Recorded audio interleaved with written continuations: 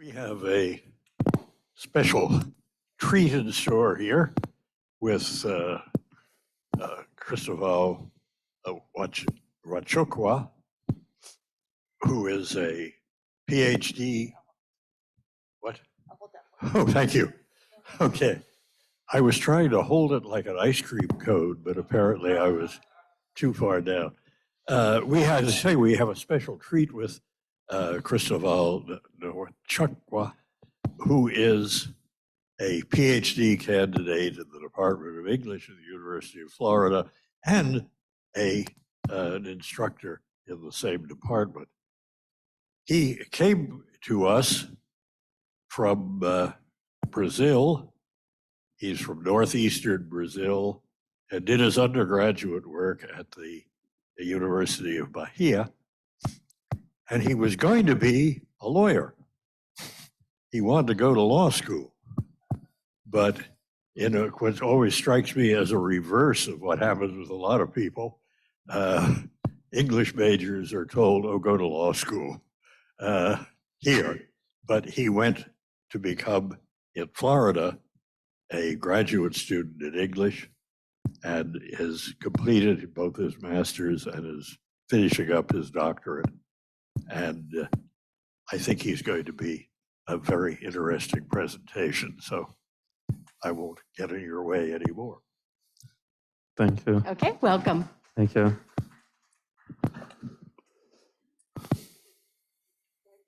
Yeah.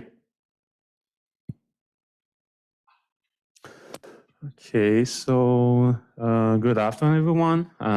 Thank you for the introduction. My name is Cristovao Nwachuku, and I'm going to talk about basically my research, which is African writers in motion, migration, and belonging in different spaces. So a lot of basically just an overview of the presentation. I'm going to talk about the history of migration in African literature. What does it mean? Why do people migrate? Why do Africans migrate? And what kind of issues they encounter, what kind of stories they tell when the issues they encounter in European and North American countries. Okay, so basically that's the topic of my presentation. So, okay, so first, before I'm going to focus more on my research is focus on writers in the 21st century, African writers in the 21st century. But first, I just have to give you a little bit of contextualization of the history of migration in the 20th century. Okay, so why did Africans migrate at the time in the 20th century? So it starts, is not only, of course, people migrate because they want to go to different places, they want new experiences. However, there are other kind of social political situations that would influence people, would motivate people to migrate. Okay? In the case of Africans in the 20th century, it starts with European colonization in the 19th century, the Berlin Conference, also known as the Partition of Africa.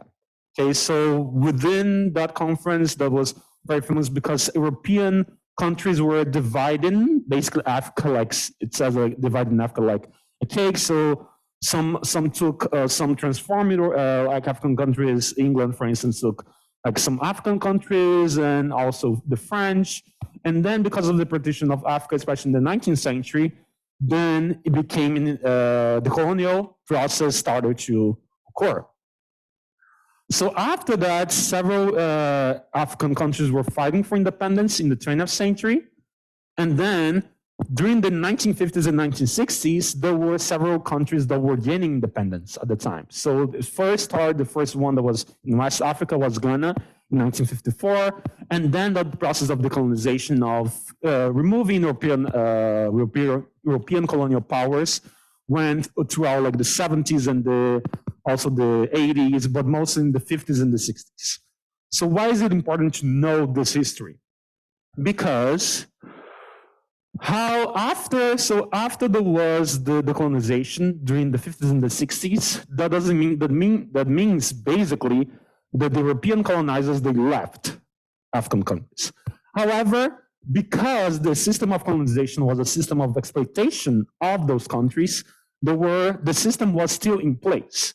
So even though they gained independence, they were not anymore like European colonies, they still were dependent because of globalization. That started at the time period. There were, social issues, historical issues that affected how these new independent African countries were able to gain economic independence. So there was another crisis in 1973 that will affect the independence of African countries, of basically them exporting commodities, which would actually give them economic independence. And then, because of that, because they didn't have this kind of economic independence, because starting with colonization, there were several loans made through the World Bank and the International Monetary Fund.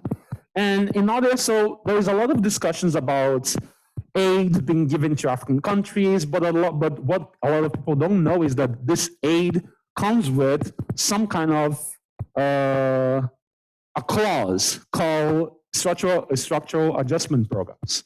So what does it say? So even if they send aid, even if they send money to African countries, at the time there were the structural adjustment programs, austerity measures, meaning, okay, so if we give you money to help within the economic independence of the country, which wasn't really not the case, you are going to have to defund some of the goods and services of the country itself to pay back the loan, which is called as structural adjustment programs. In this case, it led to the defunding of services related to food, education, housing, healthcare, and transportation. Okay, so after the process of decolonization, even though several European powers left African countries, they were still being within the stronghold of Europe and especially North America, which then is going to lead a lot of Africans to migrate to look for better opportunities. But that's why I always like to tell this story, before to contextualize that people, especially Africans, migrate because of this whole history that there were not as many opportunities for them to thrive economically independently within their own countries because of the history of colonization. Is it clear so far? Yes, please stop me if you have any questions. So, interestingly, when you think about migration history, during the same period that there were structural adjustment programs that were defunding goods and services in African countries, then in Western countries, meaning in Europe, Western Europe, basically in North America, United States, Canada, these countries where immigrants went to, there were a lot of relaxation of immigration laws, at least for the intellectuals and skilled laborers, okay, which would include a lot of African writers, not only academics, scholars, but also writers of fiction, which is the topic of my research. Okay, so this is going to lead and motivate people to migrate. So the history of migration, at least in literature, in African literature, starts with the Bintus. What are the Bintus? Basically, is a very literal, is a way that Africans talk about people that have been to the West, to Europe and the United States. So, you have been to, and then sometimes there were the project of them. So what all of the things that Africans did at the time were migrating to the West, Europe and the United States, and then coming back to have this project of improving their own countries, improving their own communities.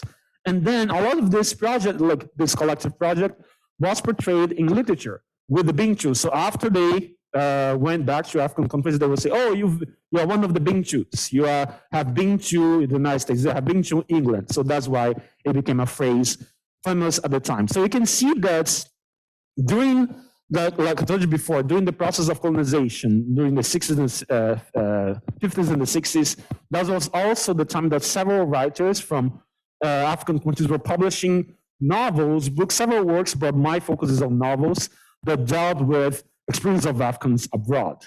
Okay, so you have Chinua Achebe, No Longer at Ease, about someone that went, a young man that went to England to study, and then he came back to Nigeria. So he's a very famous Nigerian writer.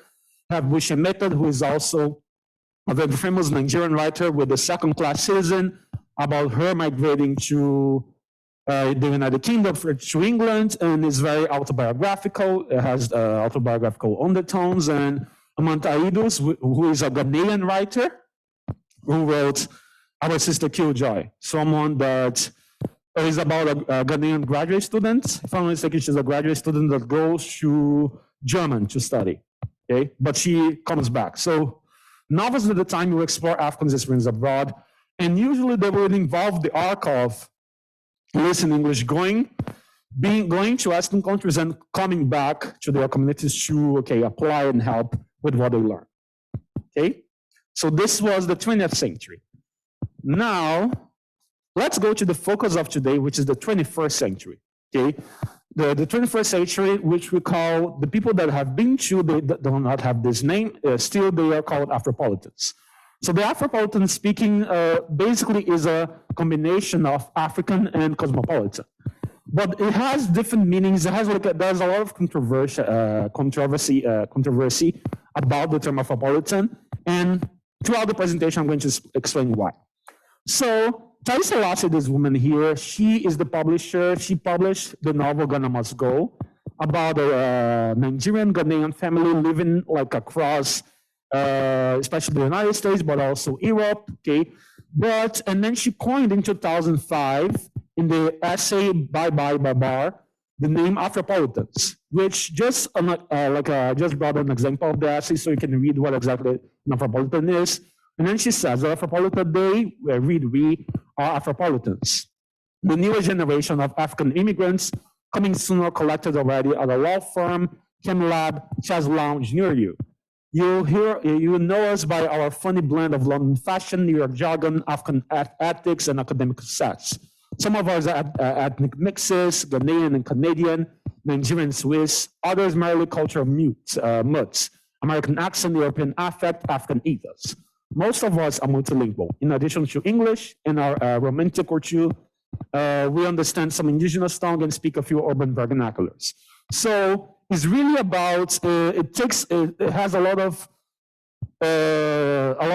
preeminent writers from Africa start writing about European, their experiences in the West. And she was one of the writers. She, like her father, if I'm not mistaken, is from Ghana and her mother is from Nigeria. And then she was raised and she studied at Oxford in the United Kingdom, okay? So, however, there is some controversy about the term because sometimes it doesn't represent the experiences of all, several Africans that do not have the means to travel to other Western countries the same way, the same privileges that she had. Is it clear so far? Yeah, but of course, there's a big debate about it that I'm going to explain later. So, one of the big questions that we discuss within my field of African literature and talking about migration so they migrate, they go to a new Western country, they go to the United States and Europe. So what happens? Then you have the question of who am I or who are we, okay? So the questions about some recurring questions in terms of migration in African literature are questions about identity and in the depiction of migrant characters. So you have questions like, who am I? How am I going to perceive myself differently in another country, with another culture, with other people that may look or may not look like me, that may share similar worldviews or not? So how is this going to change who I am? So a lot of writers are going to explore that. One of them also Thaïs Selassie and several others. What is this place? Okay, so people act differently, they speak differently, they have other worldviews. So what is this place? What can I do with it? What exactly, how is it going to affect me? And of course, other people in my community. How does it affect who I am? Okay. And where do I belong in the world? So do I belong here? Do I belong back in my African country? Do I belong also in the United States and also Ghana? Or do I belong to only one place? Do I belong to 3, 4 different countries? Or where do I actually belong? So the question becomes really, so some of these are the main questions that you're going to find if you talk about literature that depicts African migrant characters. Okay, so these are the basic questions that you're going to remember that I'm going to come back to them when I'm going through the presentation. So these are just some examples of several. There are several. The question of migration in African literature in the 20th century was abundant. There are several examples, and also in the 21st century, even more. So there are several authors that I studied. So Let me just find here. So Ghana Must Go, as I told you before, this is the author that you just saw, Taisalasi, that coined the term Afropolitan, African, and Cosmopolitan.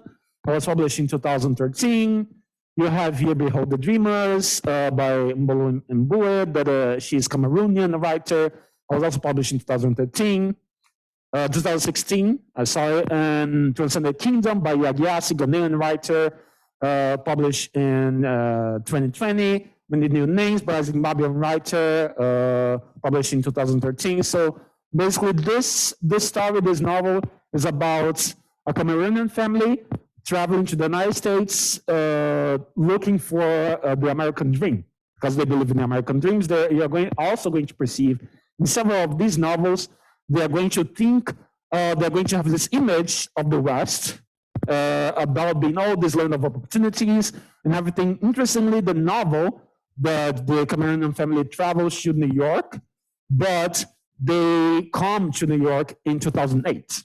So, it was the crash, the recession and everything. So there's this criticism and the kind of dismantling of the American dream, of their views about the United States. Here in Ghana Must Go, it's basically a Ghanaian Nigerian family traveling. There are like 3 siblings, and they're spread across the United States and Europe. So again, experiences of Africans throughout the West. And here, which is one of the novels I'm going to focus on today, you're going to see how the migration actually dismantles the family, how it affects the family unit. Oh, sorry, yes, sorry. And then we have Many New Names by Novalo Bulawayo, who is a Zimbabwean author. And then it depicts a teenager traveling from Zimbabwe to the United States, and how that experiences also affects the family. So you're going to see that the family is really always going to be at the center of this, and there are going to be different ways that they are going to be affected by migration of some of their members. And this one, the last one, there are not only 4, there are several novels, but of course I cannot talk about all of them. Transcendent Kingdom is about a Ghanaian family traveling to and settling in Alabama, and how also that's going to affect the family unit. Is it clear so far? Sorry if I'm going too fast. You have any questions so far? No? Sorry if I'm going too fast. So all of these writers, they are considered part of the new diaspora. So you had the diaspora writers that were in the 20th century. Now in the 21st century, they are the quote-unquote Afropolitans, Africans that are also cosmopolitans. They are part of the new diaspora.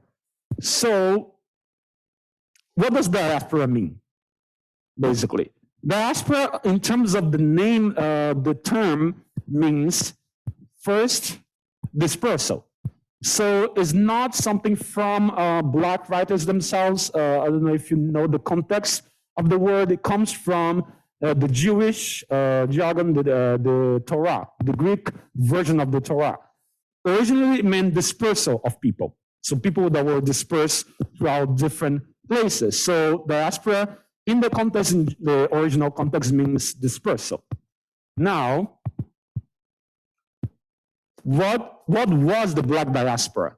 So in terms of Black people, Black Africans, it meant the dispersal of Black people, but why they were dispersed was a different, there are different reasons why they were dispersed. So whenever people talk, scholars in my field talk about diaspora, at least in the 20th century, they were mostly referring to the dispersal of Black people due to slavery, colonization, and, as we all saw, migration.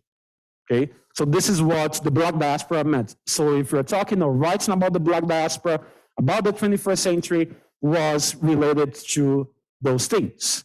And what is the new diaspora? So in the 21st century, when people discuss the new diaspora, these new writers that are writing about Africans migrating to the United States and Europe, they are referring to people that were, let me just read the quote here, the new diaspora emphasizes the push and pull factors of migration for a generation of Africans born in post-colonial Africa and their children born outside of the continent on somewhere other than their place of origin.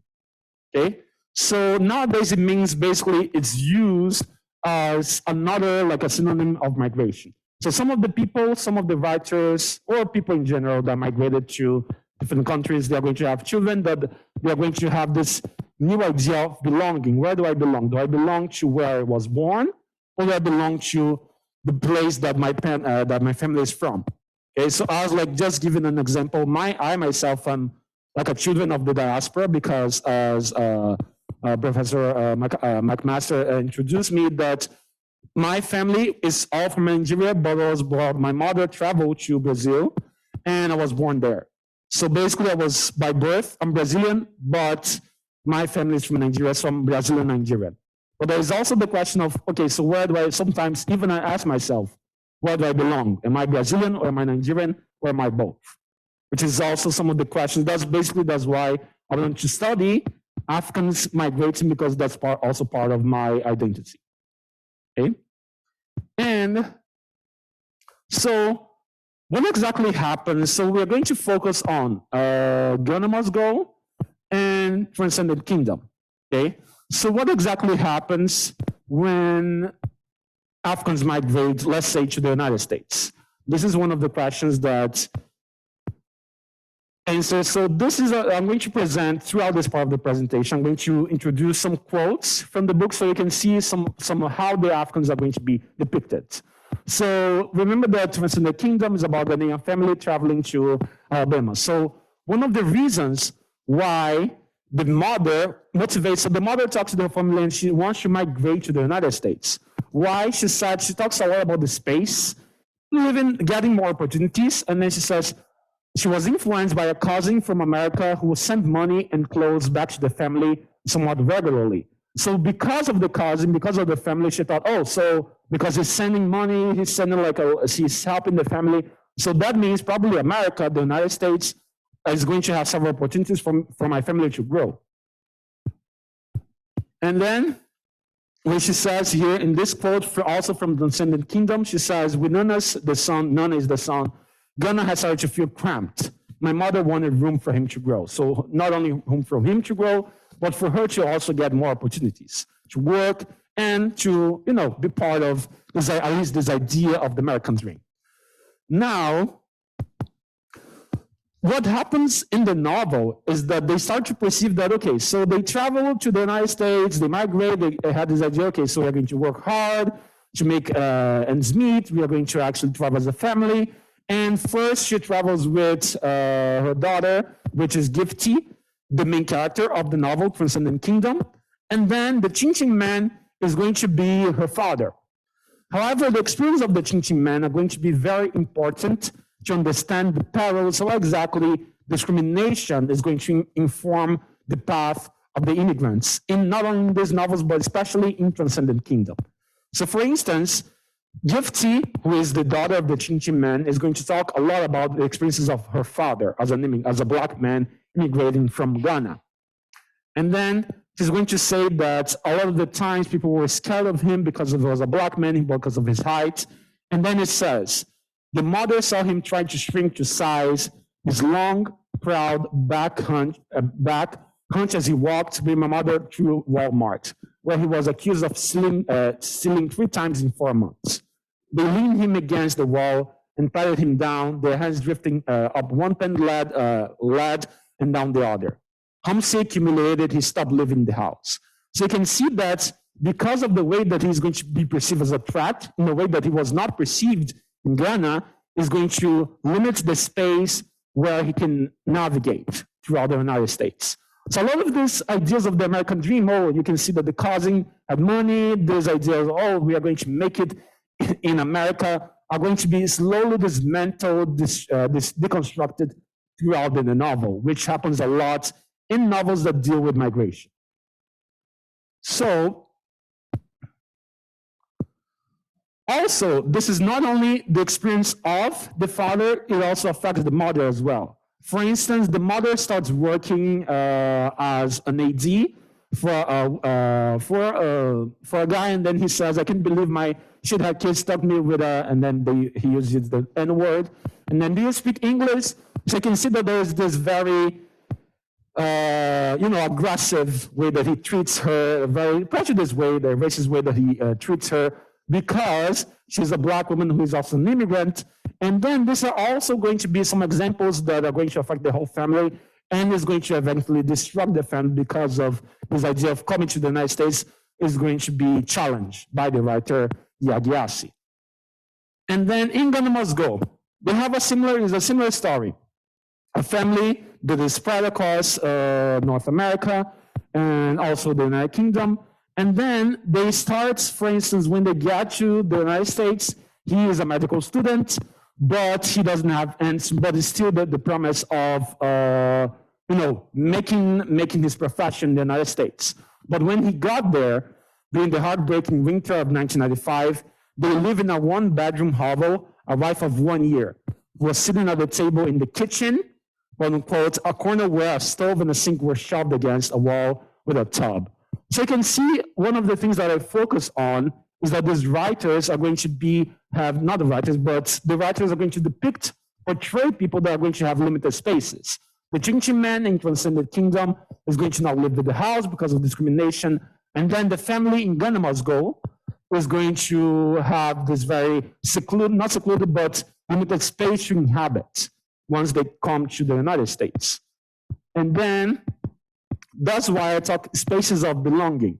Because when you think about the spaces where you belong, people in general belong, okay, so there are places that you're going to feel more comfortable, there are places that are going to feel less comfortable. This also happened with African immigrants. So there are spaces that they feel that they can belong, and there are spaces that they feel that they cannot belong, which is going to vary, depending especially when they compare their experiences in the United States to their experiences in their home countries. For instance, this is also in Ghana Must Go, that the character, the father, has to visit his mother because his mother is about to pass away.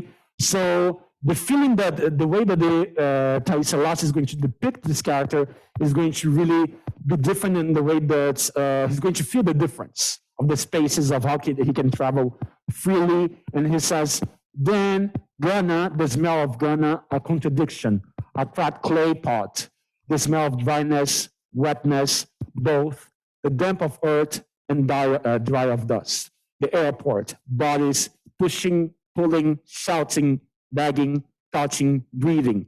He forgotten the bodies, the proximity of bodies. In America, the bodies were distant. So you can see that there is also the space, the last space that he has, even though he can move not as freely, but at the same time, he has more proximity to the people that he is, the people that are Ghanaian, the people that are from his homeland. And then here is a part of the novel, still in Ghana Must Go, that he afterwards, after he came to the United States, he was a medical student during the 70s. He became a doctor in a very famous hospital.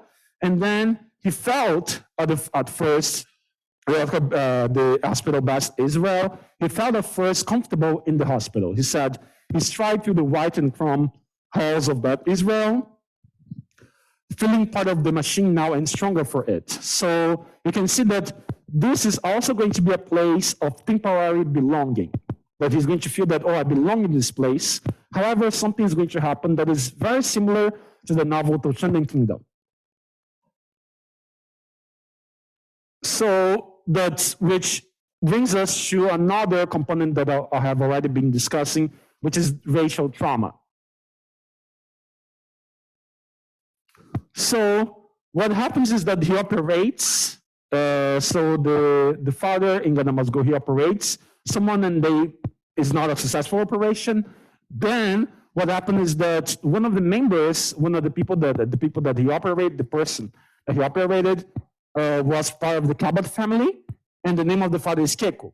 So the Cabots look at Keiko, they look back at the president of the hospital, and they said a word. They said politely, then moving to the hall. Kip Cabot, losing his hearing, spoke too loudly for the acoustics. But he's and then the author doesn't reveal what they say, but it's implied that they were surprised that the doctor, the physician that operated on one of the members of the Cabot family was a black man, And then you have this contrast between, okay, so he felt like he belonged in that Israel, in that space of belonging, and then he was nowhere because afterwards he gets fired from the hospital. So he felt one of the things that is introduced later is that he felt like he was nowhere. It's the same thing that happened when he went back to Ghana and his mother passed away. Is a phrase that is repeated throughout the novel. And then after he gets fired from the hospital, the same thing happens. The same phrase is repeated. The same sentence is repeated. He was nowhere. He was missing. He was outside of himself. So a lot of the ways that the writers are going to talk about the experiences of Africans abroad are going to relate to location and movement and being lost and being alienated from spaces and being alienated from their own cultures. And then he was nowhere because he didn't know where did he belong. He made a whole career in the United States, but he did not belong there because he made an operation that was not successful that could happen to any physician. However, he was punished by it, which is going to involve this kind of racial trauma, which is very similar to the one that I just showed you in the by the Chinchi man in Transcendent Kingdom. And then going back to Transcendent Kingdom, that was about the Ghanaian family. This is a passage that illustrates the father after being like several times that he was being accosted in Walmart, in several places. He's going to say, in my country, there is no word for half sibling, step sibling, aunt, or uncle. There is only sister, brother, mother, father. We are not divided. So the idea of family is going to really change when he comes to the United States because he doesn't feel like he has anyone other than his immediate family. But interestingly, that's why I brought this quote, because in several African societies, the idea of family is not only, for some people, there is not only immediate family, and some the family just, if you're part of the community, you are part of the family. That's why he says that there is only sister, brother, mother, father, because if there is someone that is your friend, they are going to be your brother.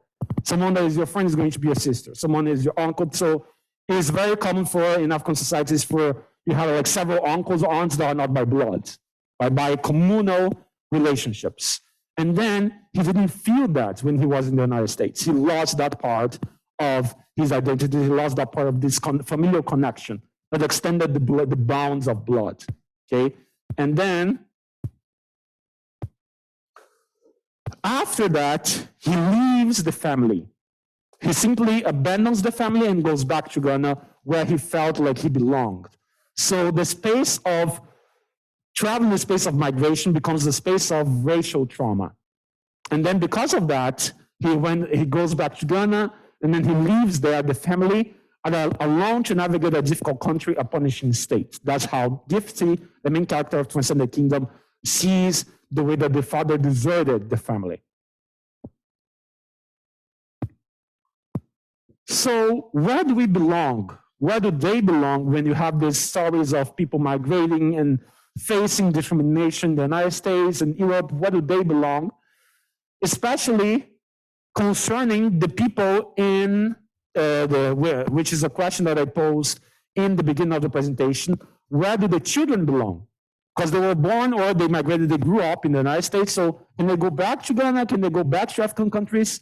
And then what happens in Ghana Must Go is that one of the daughters of the mother, that again, the same thing happens with Keiko, by the way. Keiko, who is the father in Ghana Must Go, also travels back to Nigeria. I think he travels back to Nigeria and then deserts the family. So you can see that there's several novels in African literature in the 21st century have a similar kind of storyline. And then when the mother is having a discussion with the daughter, say no, because she always tries to get the family to get together for Christmas and nobody comes. She says, the daughter says, we are not a family. Which is true because they lost several of their connections. They never get together again. They do get together, but I didn't want to spoil the novel for you if you're interested in reading. But she doesn't feel as if she is with her family. The family connections were broken because of migration, which explains the meaning of the diaspora that I explained in the beginning of the presentation. And then Giassi, so going back, so when you see Giassi is basically Transcendent Kingdom. So he says, Gifty, after her father leaves Uganda, says, I'd once been like that, so lonely that I crave for the loneliness. Even after I made a few friends in college, I would still go out of my way to create whatever conditions I needed that might allow me to be alone. So instead of being safe with her community and safe with her family, she was used to just being alone. She never migrated back to Ghana. She went back to Ghana to see her father. They have a confrontation, but she just was used to being isolated because that's how she knew how to grew up in. And who are there? So after you see all these experiences of, people, a father was in medical school, a father, the Chinchimin, was not in medical school. He was just having entry-level jobs. And then you see the description of Thais Selassie that she made in 2005 about Africans, Afropolitans being the ones that go to, jazz clubs or chem labs, or they have a lot of academic success. You see that after all these examples, you see that not a lot of the writers are not going to write about these kind of experiences, and not every African that travels is going to succeed for reasons outside of their own control. They're not going to succeed and have this kind of luxurious lifestyle in the West, which brings us to the criticism of the concept of Afropolitans, which is some diasporic African critics challenge the term because it does not represent the realities of several Africans across the world. Of course, not everybody is going to have the means to travel, to belong, to go to different places. Some of people are going to be more limited to certain spaces. And then I just brought one of this. There are a lot of debate. That is a big debate among scholars. But Emma Dabiri said in the essay, "Why I'm Not an Afropolitan." It seems again that African progress is measured by the extent to which it can reproduce a Western lifestyle now without having to be physically in the West. So that's how, of course, being a cosmopolitan, being able to migrate has a lot of, it's different for everyone. So of course, a lot of these challenges, these criticisms of the term are correct, but of course, no term could ever encompass the millions and billions of Africans migrating every day, every year. So that's why this discussion is very abundant in African literatures. And so now I'm getting to the end of my presentation. So why does this matter? Why should anyone care about Africans migrating, the history of colonization? How does it have to do with the prejudice that they suffer? Why should they care? Why should people care? Why should you care, for instance? And I say, my argument usually when people ask me this, is that these stories, even though I'm talking about fiction, they are real. They are part of the realities of several Africans today. They have been since the beginning of time. Every time that, especially the 20th century, the 21st century, people have always migrated. But because of racism, because of prejudice, the experiences of Africans is going to be different from everyone else. This brings me to a very example. So we know that there has been a war in Ukraine and everything, but also some of the things that have been that have not, the media has not paid that much attention is the situation of Africans in Ukraine. So this is a part of the presentation that is not about fiction, it's about reality. And then, as you can see, one of the things that a lot of Africans in Ukraine complained about is when they had to leave the country, and they tried to leave the country, they were mistreated. And these are some of the stories that I took from CNN, but some of the Africans that were saying, for instance, one of them said that more than 10 buses came and we were watching everyone leave. We thought after they took all the Ukrainians, they would take us, but they told us we had to walk, that there were no more buses and told us to walk.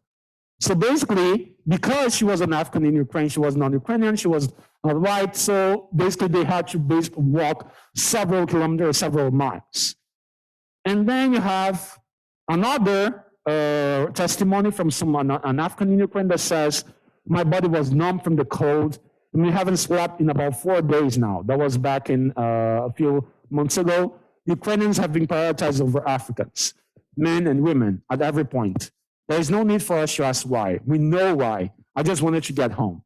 So basically, that's why that's why I research what I research about Africans migrating, especially I research not precisely, people mostly fiction, but the fiction mirrors the life of several experiences and then whenever there's political turmoil or not, there's always going to be issues with, how Africans are going to be perceived, how they're going to migrate, where they migrate to, and then how they're going to talk about those experiences.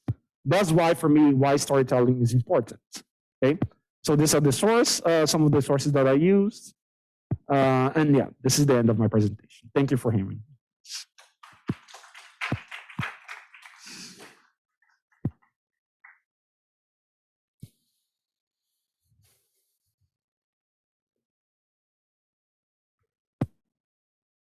Any questions?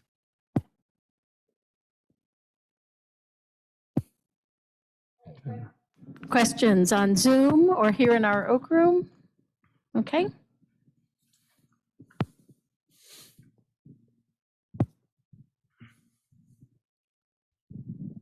I wonder if you have noticed any difference between Africans who migrated to the former colonial power. I think that migration often happened while the colonial power was still in place, but are they accepted differently there, do you think? Is there a different relationship? Yeah, that's a good question. So it depends. They often, research shows that often Africans migrate to their former colonial power. So it's very common for Africans that were, especially because of the language. So if they're colonized by by England, some of them go to England, some of them come to the United States. So of course, the way that they're going to be treated, the question of like race and identity is going to differ in every country. So yes, it's going to be different, but it might be negative or more like positive, depends, but that's very complex. It really depends on their own experiences, what means that they have to migrate, what do they know, what kind of communities they're going to face, they're going to find there when they migrate. So yeah, it does differ, but it's a lot, yeah. Thank you for the question. Okay.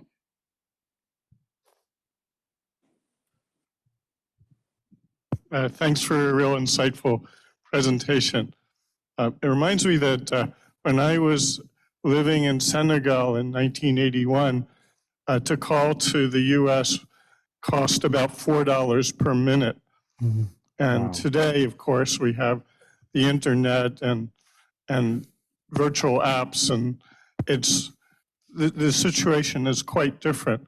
Mm-hmm. And so I'm wondering if in the literature there's been any discussion of the importance of technology in changing the identity or the ability of Africans to envision themselves still at home and still in the new land that they moved to. Mm-hmm. And a similar issue is what is the impact on second generation Africans who are in the West, and whether that was reflected in the literature? Mm-hmm. Thank you. That's a very good question. It's part of the, not one of the novels, it's one of the novels that I studied, but not one of the ones that I talked about. And it's not in English. Well, it's translated to English, but it was originally written in French, called The Belly of the Atlantic by Fatou Diom. And she's a Senegalese writer. So in that novel, the main character who traveled to France to study and everything, she talks to her brother Madike on the phone, tries to talk on the phone, and the connection is always cutting. She's never able to actually communicate with him, which becomes kind of a representation of, a symbol of how their family connection is broken because of migration.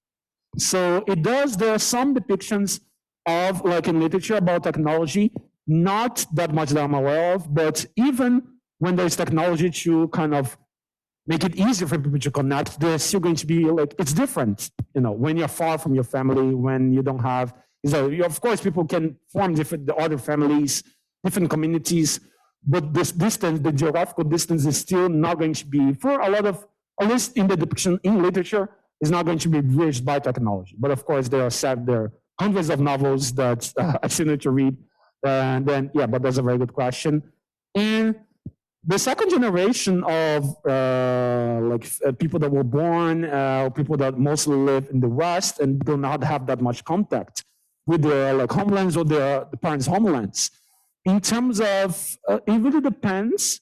Some of them, sometimes because of, like I told you before, some of the people that were writing about migration, they have been migrants themselves. All of the people like to the Kingdom, Yadiasa lives in the United States. The Navajo Bulawayo, the Zimbabwean writer lives in the United States. A lot of them have depicted how a lot of these characters are going to have this different idea of belonging. So where do I belong? Where exactly? And then it's really going to depend on the connections that they have with the family, what they understand as being a community, what they think a community is, how close they are with their homeland, if they consider their homeland an African country or a Western country. So I like this idea, I like this question because it doesn't have like a straightforward answer. It's really going to vary about depends on class, race, gender, it's really going to vary. Thank you. Paul Parker, I see you on Zoom. Do you have any questions or comments? I guess a comment, also a question. I worked in Malawi, Africa for 5 years. I was there most of the time during those 5 years working on an educational development project with the Japanese. It was a Japanese project. And one of my close colleagues named Yuki fell in love with a Malawian official, and they got married. And when Yuki and Aaron went to see her parents to make a visit, he had never been in Japan. And he was greeted, with some affection and concern about him as a human being, not a Black person from Africa. But when he went on public conveyances, people would come up and touch his face, and and they would ask the question, "Are you an American?" And he would say, "No, I'm a Malawian." And they would say, "Where is that?" And so he felt very much that he stood out in ways that made him extremely uncomfortable and didn't want to ride on buses or subways. So when he got ready to leave, when they got ready to come back to Africa, her parents pulled Yuki aside and said, we do not want you to continue this marriage. And if you do, please do not have any children. So it really came home to because she shared that, of course, with Aaron.